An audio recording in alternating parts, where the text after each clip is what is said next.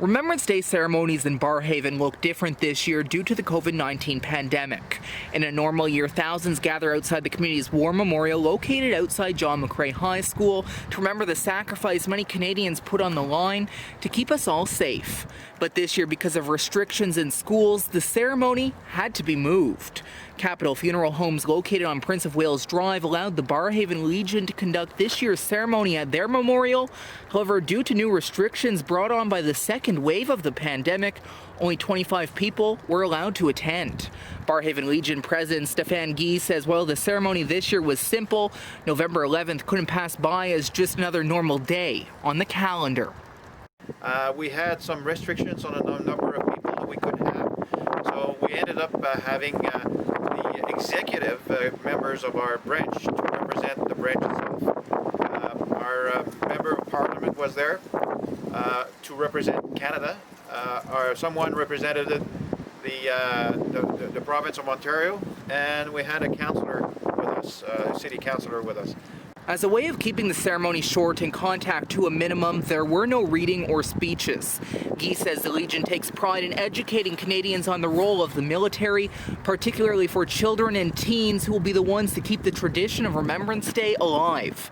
Barrhaven Legion Branch 641 works closely with groups like the Cadets and holds an annual Remembrance Day poster contest every winter with local youth in the community. The sacrifice that our military people and the RCMPs that have done in the past, there must be kept alive, especially the veterans that fought in the wars and Korean War.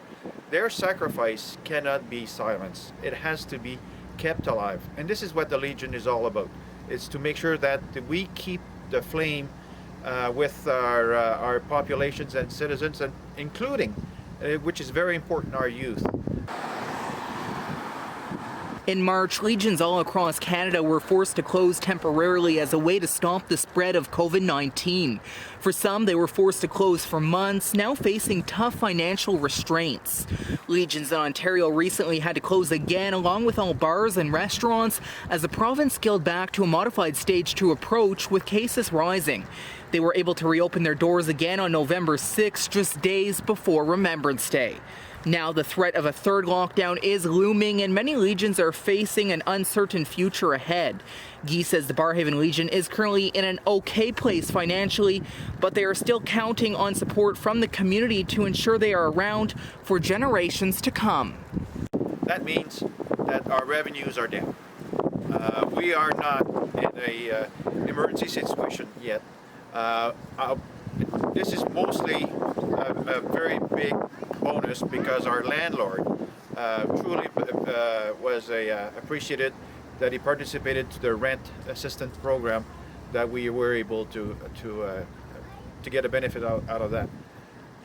That means that we are able to continue on for a while. Canada-wide, legions bring in about $20 million a year from their poppy campaigns.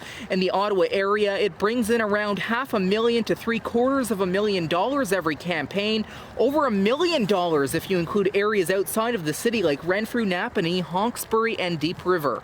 All of it goes directly back to veterans and their families, supporting key programs which focus on topics like mental health and PTSD. Guy says it's been a tradition of the Royal Canadian Legion since it was first founded in 1925.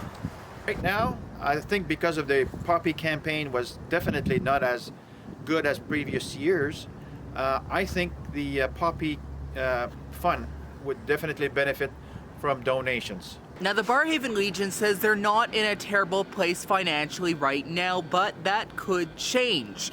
Meanwhile, so many other legions right across Canada are struggling right now, and they can count on your support. They're even more worried about next year when their funds from this year run out. Charlie Sinac, UIN News, Ottawa.